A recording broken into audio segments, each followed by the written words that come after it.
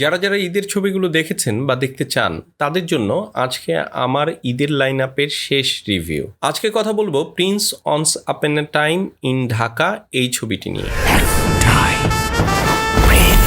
Director হিসেবে ছিলেন আবু হায়াত মাহমুদ এবং মেইন কাস্টিংয়ে ছিলেন সাকিব খান, সাথে দেবেন্দু ভট্টাচার্য, তাসনিয়া ফারিন আর জ্যোতির্ময়ী কুণ্ড।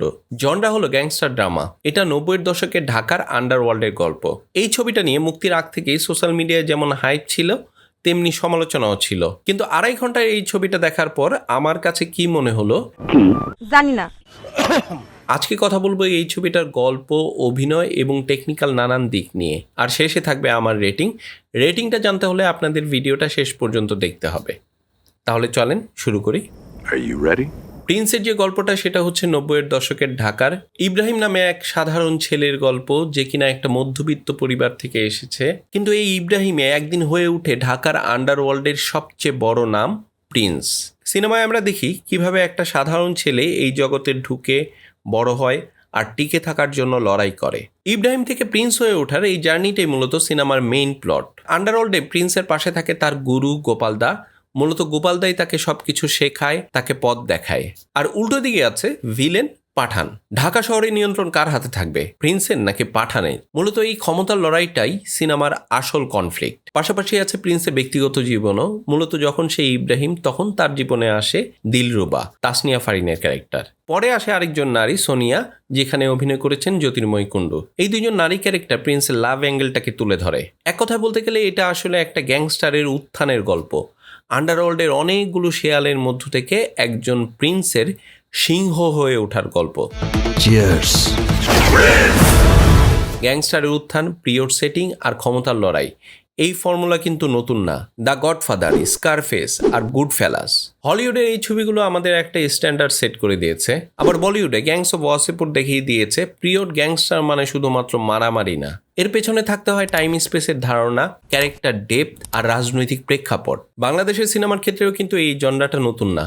2024 সালে রাফির পরিচালনায় তুফানে সাকিব খানকে আমরা ঠিক এই ধরনের একটা ক্যারেক্টারে দেখেছিলাম। তো প্রশ্ন হলো, প্রিন্সে আসলে নতুন কি আছে? অনেস্টলি বলতে গেলে খুব বেশি কিছু নাই। পিরিয়ড গ্যাংস্টার সিনেমায় দুইটা জিনিস সবচেয়ে বেশি দরকার। এক, চরিত্রের ডেভেলপমেন্ট। দুই, ওই সময়টাকে রিয়েলিস্টিকভাবে দেখানো। প্রিন্স এই দুইটা জায়গায় পিছায় আছে। একটা উদাহরণ দেই, সিনেমার একটা সিনে আছে যেখানে গোপালদার ছোট বাচ্চাকে গুলি করে মারা হয়েছে। একটু ভাবেন যে গ্যাংওয়ারের কারণে ছোট একটা নিষ্পাপ বাচ্চা মারা গেছে, এই সিনটা কতটা ইম্প্যাক্টফুল হতে পারত। কিন্তু পরিচালক এটাকে খুব ভালোভাবে ডেভেলপ করে নাই। আমি বলবো যে প্রায় ইগনোরই করে গেছে। এইরকম আরও আছে, যেমন প্রিন্সের মা এবং ভাই, এই দুইটা ক্যারেক্টার গল্পের জন্য খুব ইম্পর্টেন্ট ছিল। ফ্যামিলি যে ডাইনামিক্সটা আছে সেটা যদি ঠিকভাবে তুলে ধরা যেত, তাহলে প্রিন্সের এই গ্যাংস্টার হয়ে ওঠার যে মোটিভেশনটা সেটা অনেক বেশি জাস্টিফাই হতো। কিন্তু চিত্রনাট্যে এই জায়গাগুলো মিস করে গেছে। আবার ক্লাইম্যাক্সে অনেক বেশি তাড়াহুড়া ছিল। একটা গল্প শেষ করতে হলে তার সবগুলো সুতা একসাথে বাঁধতে হয়। আমরা এইখানে গল্পের কোনো সলিড রেজুলেশন পাই না। প্রিন্স সিনেমাটার একটা ভালো দিক হলো এর থিম। সাধারণত বাংলাদেশে গ্যাংস্টার মুভি মানেই সেখানে টক্সিক ম্যাসকুলিনিটি থাকবে, অযথা গালাগালি থাকবে, আর থাকবে অনেক ভায়োলেন্স। কিন্তু সেদিক থেকে আবার প্রিন্স আলাদা। এখানে নায়ককে অযথা মদ গাঁজা খেতে দেখা যায় না, সে কথায় কথায় গালি দেয় না। এমনকি এই পুরুষতান্ত্রিক আন্ডারওয়ার্ল্ডের গল্পেও নারী চরিত্রগুলোকে শক্তিশালীভাবে দেখানো হয়েছে। তাদের নিজস্ব স্টেক আছে, তারা শুধুমাত্র নায়কের শোপিস হয়ে থাকেনি। আমরা যদি গত কয়েক বছরে গ্যাংস্টার মুভিগুলোর দিকে তাকাই, তাহলে রায়হান রাফির তুফান সিনেমাটার কথা আসবেই। তুফানে আমরা সাকিব খানকে যেমনভাবে দেখেছি, প্রিন্সে এসে তিনি তার একদম উল্টো। তুফান ছিল অনেক বেশি লাউড, কমার্শিয়াল এবং স্টাইলিস্ট। সেখানে সাকিব খানের এন্ট্রি থেকে শুরু করে অ্যাকশন সবই ছিল লার্জার দ্যান লাইফ। অন্যদিকে আবার প্রিন্স অনেক বেশি মিনিমালিস্টিক। এখানে ইন্ডিয়ান ছবি এনিমেল বা পুষ্পার মতো ভায়োলেন্স যদি আপনারা আশা করেন তাহলে হতাশ হবেন, কারণ এটা অনেক বেশি ড্রামা বেসড। অভিনয়ের ক্ষেত্রেও ঠিক একই ব্যাপার ঘটেছে। বিশেষ করে যারা গত বছরের বরবাদ আর এ বছরে সিয়ামের রাক্ষস দেখেছেন, তাদের কাছে প্রিন্সের সাকিব খানকে রীতিমতো পানসে মনে হতে পারে। কারণ দর্শকরা রাফ অ্যান্ড টাফ গ্যাংস্টার দেখে অভ্যস্ত। আমরা সাকিব খানকে পর্দায় চিৎকার করতে, অ্যাকশন করতে আর ডোমিনেট করতে দেখতে চাই। কিন্তু এখানে তিনি অনেক বেশি মার্জিত, শান্ত, যা কিনা সাধারণ দর্শকদের, বিশেষ করে সাকিবিয়ানদের কাছে হতাশার মনে হতে পারে। তবে আমার কাছে শাকিব খানের এই আন্ডার প্লেটাকে ইন্টারেস্টিং মনে হয়েছে। ভিলেন হিসাবে দেবেন্দ্র ভট্টাচার্য বেশ ভালো করেছেন। এনএসডি পাশ করা অভিনেতা হিন্দি ছবিতে অনেক দিন ধরে কাজ করছেন। যদি খারাপ অভিনয় করতো তাহলে সেইটাই বরং আশ্চর্য লাগতো। তাসনিয়া ফারিনের ক্যারেক্টারটা অনেক বেশি স্ক্রিন টাইম পায় নাই, কিন্তু যতটুকু পেয়েছে ততটুকুতে ঠিকঠাক ছিল। আবার জ্যোতির্ময় কুণ্ডের ব্যাপারে একটা কথা না বললেই না, আপনারা কি কখনো মিনা কার্টুন দেখেছেন? যদি মিনা কার্টুন দেখে থাকেন তাহলে বুঝবেন আমি এখানে কি বলতে চাচ্ছি। আর একটা দৈত্য আমারে 3টা ইচ্ছা পূরণ করতে দিচ্ছে। জ্যোতির্ময়ীর ডায়লগ ডেলিভারি শুনলে আপনাদের কাছে মনে হবে যে মিনা কার্টুনের মিনাই পর্দার মধ্যে কথা বলতেছে। কলকাতার অনেক শিল্পীদের মধ্যে বাংলাদেশের মানুষের কথা বলার ধরন নিয়ে এক অদ্ভুত মিসকনসেপশন আছে। ভাই, বাংলাদেশের মানুষ এইভাবে কথা বলে না। ডিরেক্টরের দরকার ছিল এই ব্যাপারটা একটু কড়া নজর দেয়া। গত কয়েক বছর ধরে দেখতেছি যে বাংলাদেশের সিনেমা টেকনিক্যাল জায়গায় বেশ ভালো উন্নতি করেছে। গল্প খুব ভালো না হলেও সিনেমাটোগ্রাফি দেখা যায় বেশ ভালো হয়ে গেছে। কিন্তু অত্যন্ত দুঃখের সাথে বলতে হচ্ছে প্রিন্স এই জায়গাটাতেও অনেক পিছিয়ে আছে। পরিচালক আবু হায়াত মাহমুদ মূলত টিভি নাটক বানান।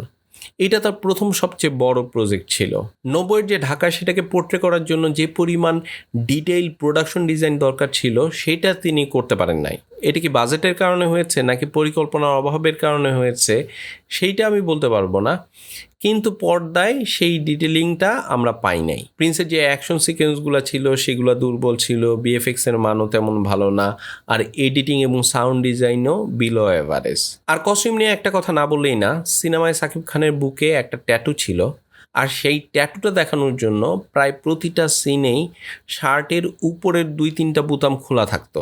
শাকিব খানের যারা ফিমেল ফ্যান আছেন তারা হয়তো বিষয়টাকে খুব এনজয় করবেন, কিন্তু একজন সাধারণ পুরুষ দর্শক হিসাবে ব্যাপারটা আমার কাছে একটু অড লেগেছে।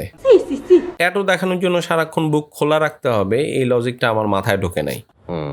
এই দিয়ে মুক্তি পাওয়ার সব সিনেমা দেখার পর সবশেষে আমি প্রিন্স দেখেছি। সোশ্যাল মিডিয়ায় এর অনেক সমালোচনা শুনেছি, তাই খুব বেশি এক্সপেকটেশনও ছিল না। সিনেমাটা দেখার পর আমার মনে হয়েছে যে গল্পের যে বেসিক স্ট্রাকচারটা ছিল সেইটা খারাপ না। আরেকটু সময় নিয়ে যত্ন নিয়ে যদি স্ক্রিপ্টটা করা যেত আর ইমোশন বিটগুলা যদি ঠিকভাবে কাজে লাগানো যেত তাহলে এই গল্পটা নিয়ে অনেক ভালো কিছু হতে পারতো। আবার যদি টেকনিক্যাল জায়গাগুলো আরও যত্ন নিয়ে আরও ভালোভাবে করা যেত তাহলে এই ছবিটাই কিন্তু এই বছরের সবচেয়ে ব্যবসায় সফল সিনেমা হওয়ার সম্ভাবনা ছিল, কিন্তু সেটা ঠিকমতো কাজে লাগানো যায় নাই। আফসোস। সব মিলিয়ে Prince once upon a time in Dhaka সিনেমাটায় আমার রেটিং হচ্ছে 5-এর মধ্যে 2.5।